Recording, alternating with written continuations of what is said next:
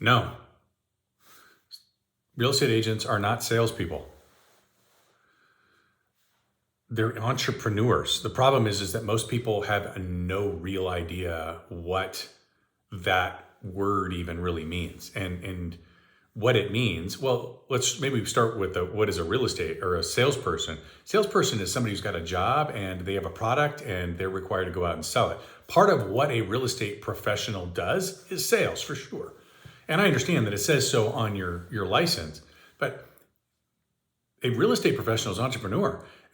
They have a responsibility for the creation of value in the operation of a business. They have a responsibility for the creation of value in the operation of a business.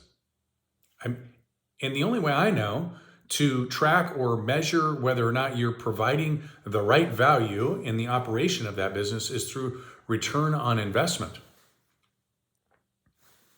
It's one of the reasons that like tracking and measuring is so critical in making really intelligent decisions and creating the confidence that we're all looking for as this market is shifting. See, here's the thing. There are a lot of real estate professionals that are walking around right now, and they're really confident that 2023 is going to be an amazing year for them. And the reason for this is because they're absolutely solid confident. They know where their business is coming from. That's the bottom line. So, what are 5 things that you can track maybe? What are 3 things that you can track maybe? Hell, what is 1 thing that you can track in 2023 to make sure that 2023 is an incredible year for you? Again, to the point of entrepreneurship, I got to be perfectly clear. A salesperson does not do the legal work. They don't do the lead generation. They don't do the delivery of the service or delivery of the product. Think about this for a second, okay? And yet as an entrepreneur in the real estate profession, you are expected to know all the legal documents. You are expected to know all the inventory. You're expected to prospect, call, make appointments, make presentations, all the things that a salesperson does. You're expected to manage all of the transaction.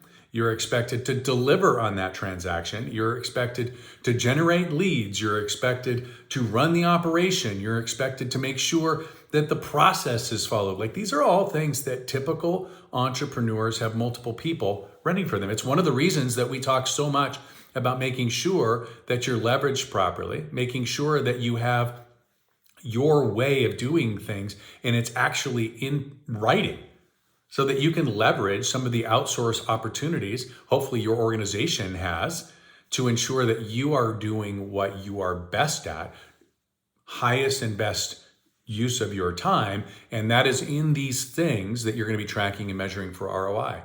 So I'll give you an example, right? So I might have a marketing, a lead gen thing that I'm going to track and measure. How much money am I spending? How many leads are being generated? How many of those leads are turning into appointments? And then this is critical. You've got to finish the loop. How many of those appointments, those contracts are turning into closings? And that's money, okay? That's the return. Remember, what I originally spent has to return on that investment. When it comes to your prospecting, maybe that's something that you're tracking and measuring. Maybe you're tracking and measuring the number of closings that you have and the number of reviews that you get. Like there's a way of getting reviews in this review economy that we're in, knowing full well that if you have more reviews and if you have more 5-star reviews, you're going to get more business. That's a return on investment. So how many reviews am I getting compared to how many closings I've had?